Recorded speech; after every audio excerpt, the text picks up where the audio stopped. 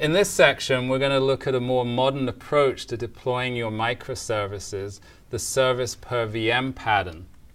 The idea here is that you package each service as a virtual machine image. So if that was EC2, it would be an AMI, for example. And then when you deploy your service, each instance is a running virtual machine, a running EC2 instance.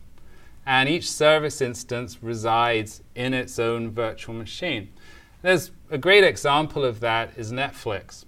Their video streaming service consists of apparently 600 different services, of which there are many instances of each service, and it's all running on AWS. So there's a lot of EC2 instances enabling kids to watch cartoons on a Saturday morning. So each one of their services gets packaged up as an AMI. So they have an open source project, Animator. There's a more modern packaging tool called Packer.io, which automates the process of building virtual machine images for a variety of different virtualization technologies. There's also a company called BoxFuse that have an intriguing product. It lets you package your Java application as an ultra lightweight virtual machine that in some ways has the lightweight characteristics of containers. The actual VMs have a minimal amount of stuff in them, so they're more secure and they actually boot a lot faster. So there's a variety of different strategies that you can use for building your AMIs. So there's various benefits of packaging services up as virtual machines. Number one, you actually get great isolation.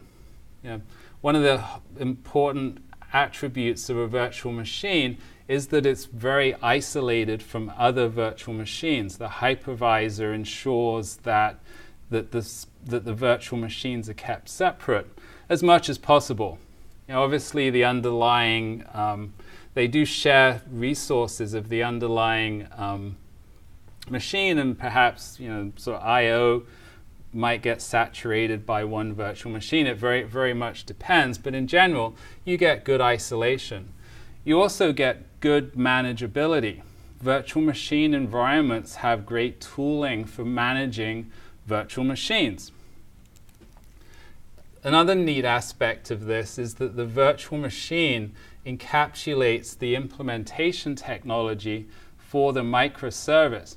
So once you've packaged your service up as a virtual machine image, the API for starting and stopping your microservice is now the virtual machine interface.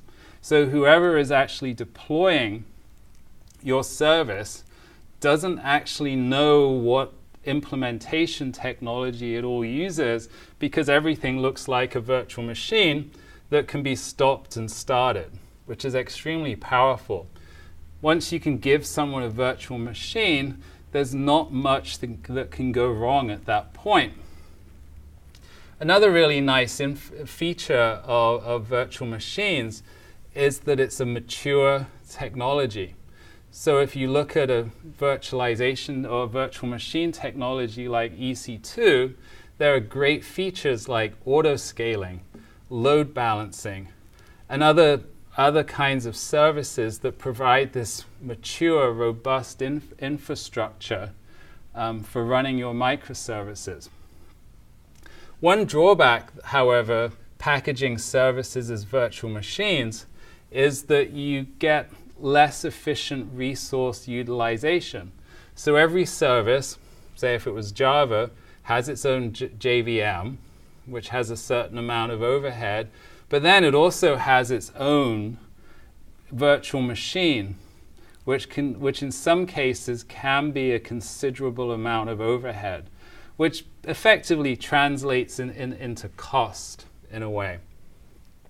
Another downside is that the process of building a virtual machine image is relatively slow, just because there's megabytes of data that needs to be moved around on the network.